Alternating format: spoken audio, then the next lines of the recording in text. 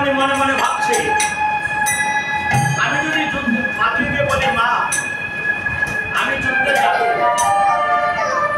আমার মাকে বিদায় দিবে। যদি আমি যুদ্ধে যাই আর তো ফিরেও আসা হবে না আমার মায়ের আশীর্বাদ পাওয়া।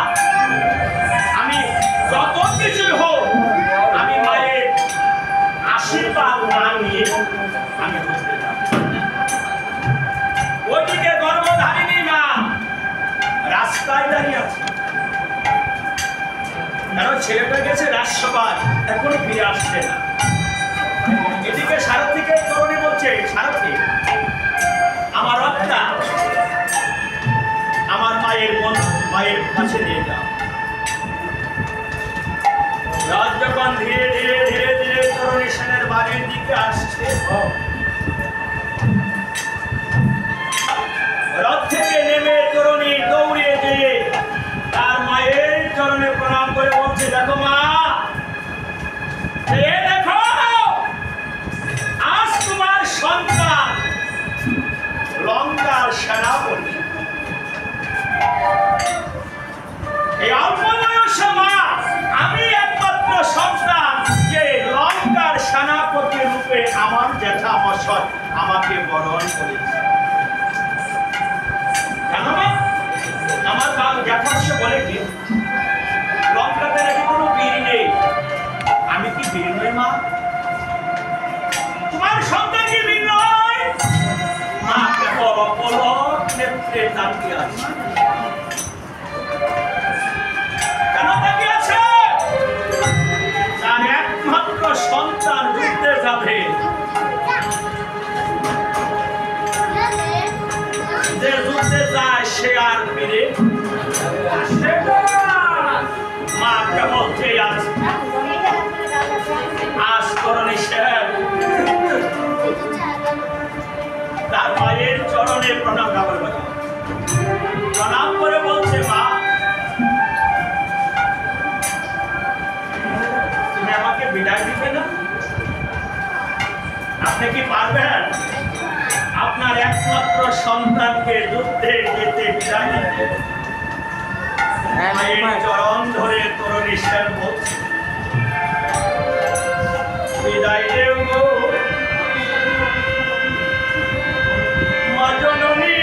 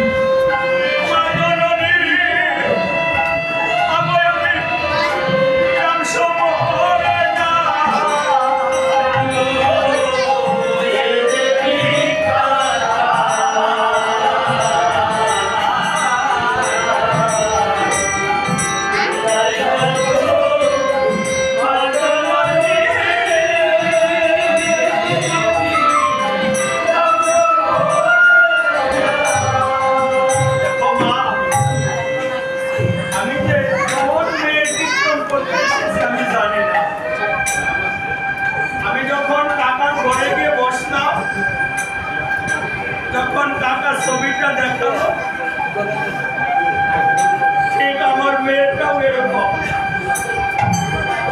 আমার মেয়েটা কাঁধে পড়ে সে টেনে পড়ে, হয়তো তার মৃতদেহটা কিছুক্ষণের জন্য এখানে রেখেছিল। যখন তাকে এই বাড়ি থেকে বের করার সময় হয়েছিল, এই জন্মদাতার পিতা নিজ হাতে তার মেয়েকে বিদায় দিয়েছে।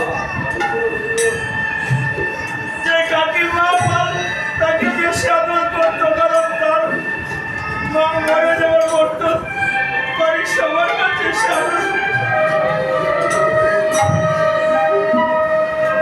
যখন কথা শুনলাম বড় কষ্ট লেগেছে। এই পাগলের কি এমন করবে আমি ভাবতে পারি না।